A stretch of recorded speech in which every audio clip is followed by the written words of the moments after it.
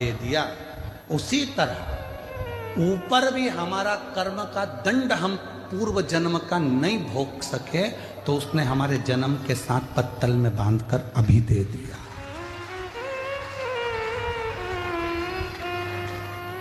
ये जितना संसार में आने के बाद हम भोगते हैं, ये हमारे वहां पर निपटा के आए तो आज हमें भोगना पड़ता। कोई पूर्व का कर्म जो था वो हम नहीं भोग सके तो उसका थोड़ा सा भाग रह गया और वो भाग आज हमको भोगना पड़ा।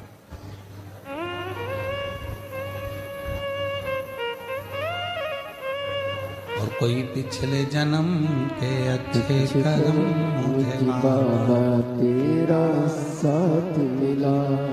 हम पिछले जन्म के कर्मों का भोग भोगते इस जन्म का भी भोग रहे हैं। और कोई हमारे पूर्व में हमने कोई पुण्य करा होगा, मेरी जीजियों ने, मेरे जीजाओं ने, मेरी बेटियों ने, बेटाओं ने, मेरे बुजुर्ग माँ बाप ने कोई पुण्य करा होगा। उस पुण्य का फल ये मिला कि बड़ौदा में शिव पुराण की कथा हुई और उस पंडाल में अपन जाकर बैठे। ये पूर्व का पुण्य है, पूर्व का पुण्य। कोई अच्छा कर्म हमारी जिंदगी में हमने करा होगा तो वो हमारे सामने आकर प्रकट होगा।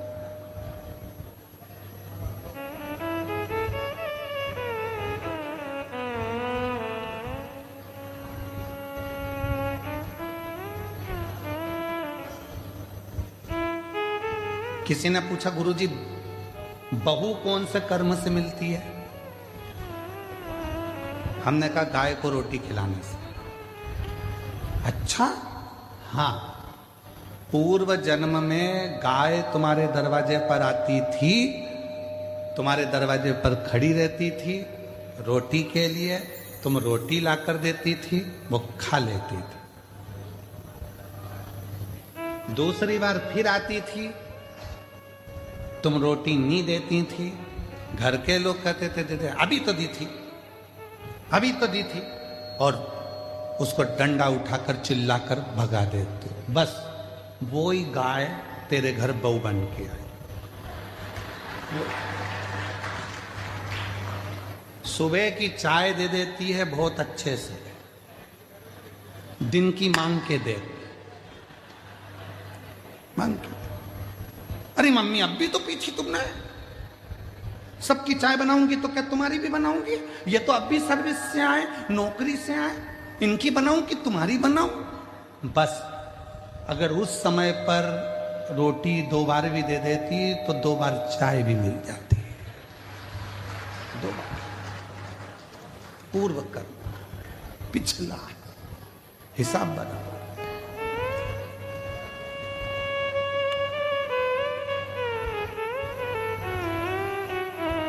एक पुरानी कथा बा, बहुत पहले हम श्रवण कराए थे, आज फिर स्मरण में आ गई कि एक राजा के लड़के की शादी हुई और राजा के लड़के की शादी हुई और घर में बहू आ गई। शयन कक्ष में बहू पहुंच गई सोने के लिए। बेटा सो रहा था, पत्नी ने उस राजा के लड़के की तलवार जो निकाली म्यान में से। म्यान इतनी सुंदर है,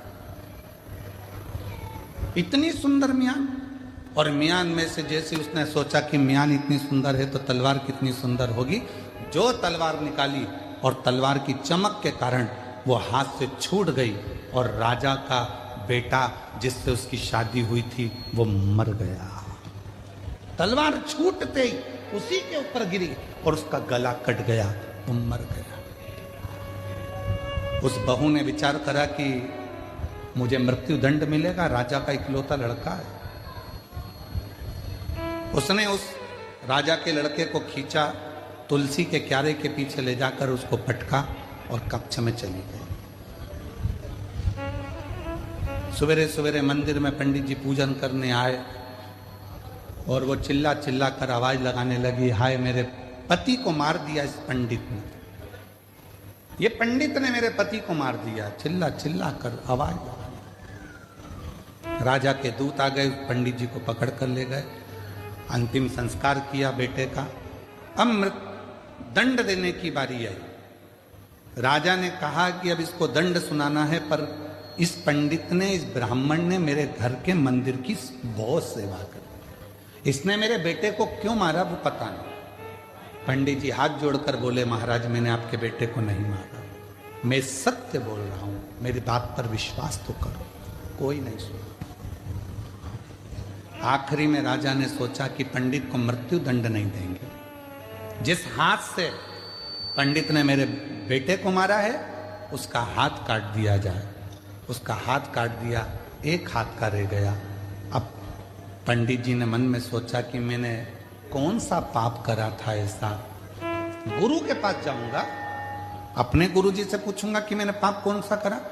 पंडित जी पहुंच गए अपने गुरुजी के पास में, और जो गए गुरुजी के पास में तो गुरुजी तो घर में नहीं थे, उनकी धर्म पत्नी थी। जैसे ही दरवाजा बजाया, गुरुजी गुरुजी गुरुजी, इतने में पत्नी दौड़ कर आई। कौन गुरुजी?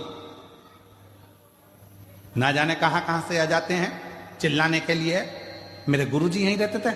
हाँ, कहीं पर पड़ा होगा तेरा गुरु, चल निकल यहां से। पत्नी चिल्ला कर दौड़ी। पंडित जी चले गए। फिर इंतजार करें मेरे गुरु आएंगे, और गुरुजी आए। दरवाजा बजाया, पत्नी कहीं गई थी, दरवाजा खोला गुरुजी ने। गुरुजी, हाँ बेटा तुम, ये तेरा हाथ कैसे कट गया? वही तो पूछने आया हूं गुरुजी कि मैंने कौन सा पाप करा था जो मेरा हाथ कट गया। मैंने तो राजा के लड़के को मारा भी नहीं, और मुझे ये दंड मिल गया। पर गुरुजी मैं इस सब बात में पूछूंगा, पहले मेरा एक प्रश्न है उसका उत्तर दीजिए। गुरुजी ने पूछा, कौन सा प्रश्न? गुरुजी, मैं सुबह आया था, दरवाजा बजाया था, आपकी धर्म पत्नी ने मुझे खूब गाली सुनाई और आपको भी सुनाई। मेरा कर्म दंड बाद में बताना, पहले ये बताओ कि आपका पूर्व का कौन सा कर्म था जो ऐसी मिली है? ये मिली आपको, आप तो इतने विद्वान पंडित जी, इतने विद्वान गुरुजी, और आपकी पत्नी ऐसी मिली है। तब गुरुजी ने कहा, देख बेटा, ये मेरे पूर्व जन्म की बात है। पूर्व जन्म में ये गधी थी, मैं कौवा था। इस गधी की पीठ पर वजन ढोते ढोते ढोते ढोते घाव हो गया। घाव के कारण एक फोड़ा हो गया था। मैं कौवा उड़कर आता था, इसकी पीठ पर बैठकर इसके घाव को खरोदता था। घाव खरोदते खरोदते वो गधी इतनी परेशान हो गई कि मुझे, मेरे कारण बस वो भागकर हरिद्वार चली गई। मैं उसको ढूंढता ढूंढता कौवे की योनि में हरिद्वार पहुंच गया, और फिर वो गधी मिल गई। मैंने फिर उसकी पीठ को खरोदा, वो दौड़कर गंगा जी में कूद गई। मैं भी गंगा में कूद गया, मर गए।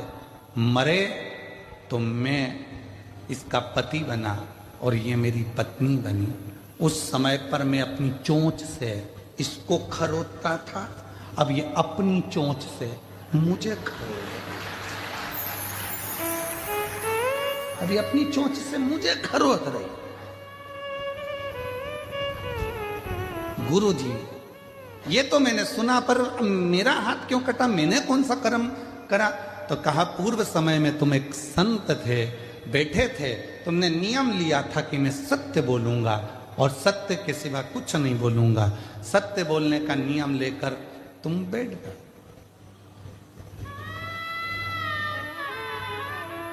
और उसी समय पर एक कसाई के हाथ से गाय छूटकर भागी।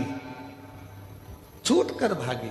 तुम तप कर रहे थे, गाय तुम्हारे सामने से निकल गई। कसाई ने आकर तुमसे पूछा, तुमने मेरी गाय देखी है? तुम्हें सत्य बोलना था, सत्य बोलना था, तो तुम तप में लगे थे, तुम झूठ नहीं बोल सकते थे, इसलिए तुमने अपने हाथ का इशारा उस गाय की ओर कर दिया। कसाई गया, गाय पकड़ी, उसको मार दिया। जो कसाई था वो राजा का लड़का बना, जो गाय थी वो बहू बनी। और उस कसाई ने उस गाय को काटा था तो उस बहू के हाथ से तलवार छूटी और वो कसाई जो राजा का लड़का बना था उसको कटना पड़ा। और तूने हाथ का इशारा कर कर बताया था गाय का स्थान, इसलिए तेरा यह हाथ कटा है, इसलिए तेरा हाथ। कोई पूर्व का कर्म हमारा ऐसा होता है जिसको हमें भोगना होगा।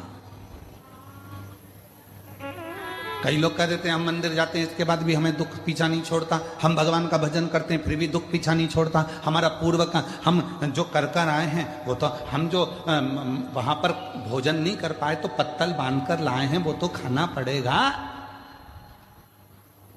वो तो लाए हो ना बांध कर, तो उसको तो भोगना ही है।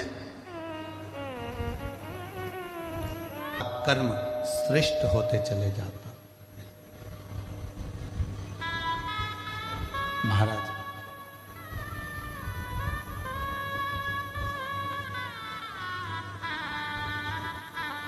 कोई पिछले जन्म के अच्छे कर्म मुझे बाबा तेरा साथ मिला।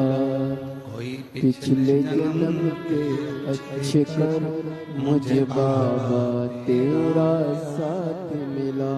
जहाँ सारी दुनिया झुकती है, जहाँ सारी दुनिया झुकती है, मुझे आई दरबार मिला, दरबार मिला। पिछले जन्म के अच्छे कर्म मुझे बाबा तेरा साथ मिला। कोई पूर्व का कर्म होगा जो हम भोग रहे हैं।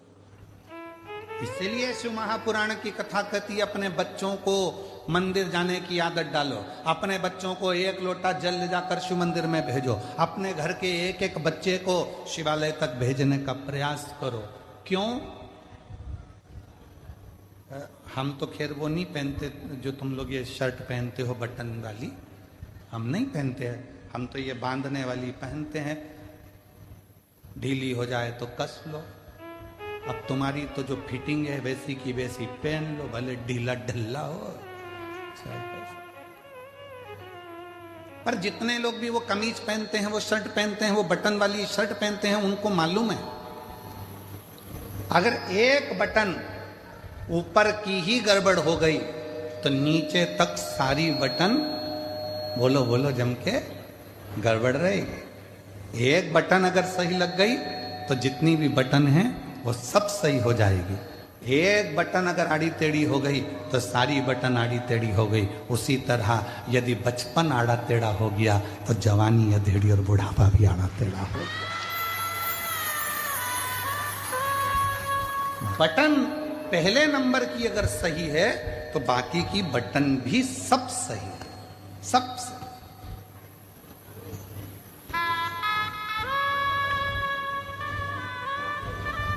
दर्जी जेब लगाता है ना तो लेफ्ट में लगाता है।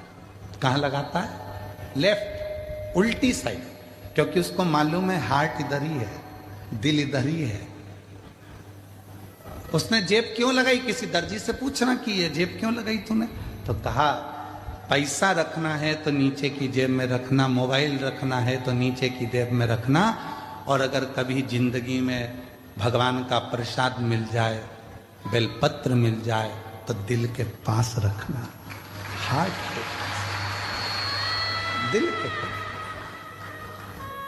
इसलिए उसने जेब भी, एक दर्जी भी अगर जेब लगा रहा है शर्ट में तो उल्टी साइड पर लगा रहा है जहां हार्ट है, जहां दिल है, क्योंकि उसको मालूम है भगवान का प्रसाद जितना दिल के करीब में होता है उतना हार्ट आनंदमय रहता है।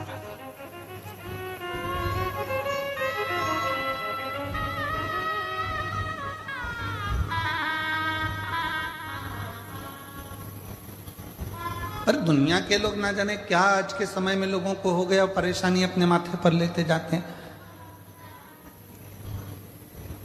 जरा जरा से बच्चे कह देते हैं मैं पढ़ाई से परेशान हूं। लड़कों से पूछो तो, उनकी माओं से पूछो तो कि बच्चों के विवाह से परेशान हूं।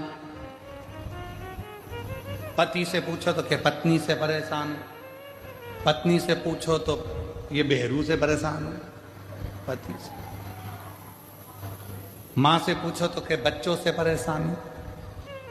मतलब आज के जमाने में, आज के समय में प्रत्येक व्यक्ति ने परेशानी को अपना दामन में बांध कर रखा है। प्रत्येक व्यक्ति ने परेशानी को अपने पल्लू में बांध कर रखा है। उसने शुरू से अभी तक, बचपन में पढ़ाई से परेशान था, बड़ा हो गया तो गाड़ी से परेशान हो गया, फिर धीरे बड़ा हुआ तो सर्विस से परेशान हो गया, फिर ऑफिस में नौकरी भी लग गई तो नौकरी के ऑफिसरों से परेशान हो गया, फिर जाने में ट्रैफिक से परेशान हो गया, इधर उधर घूमने में परेशान हो गया। मतलब परेशानी उसने बांध कर रखी है।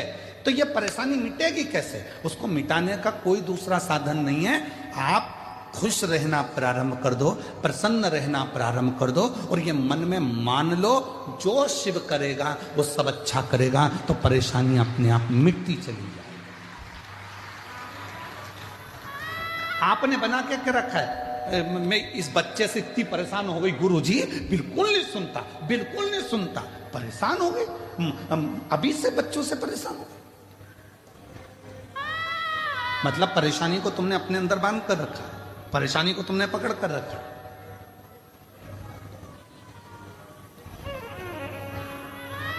यहां आज कथा में, सूरत में जिन्होंने कथा करवाई थी, सम्राट भाई पाटिल आए हुए हैं। कहाँ बैठे? अच्छा, प्रणाम।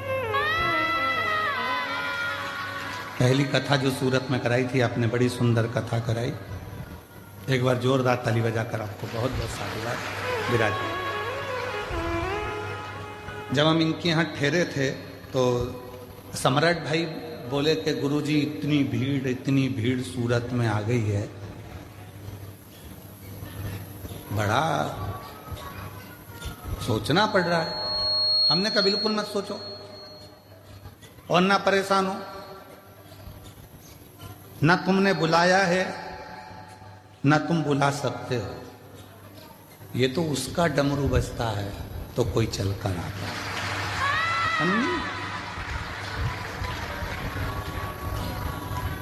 जब सौंप दिया इस जीवन का सब भार तुम्हारे हाथ में, संपूर्ण जीवन का भार तत्व जब हम परमात्मा को सौंप देते हैं तो फिर हमारा कुछ भी नहीं, कुछ।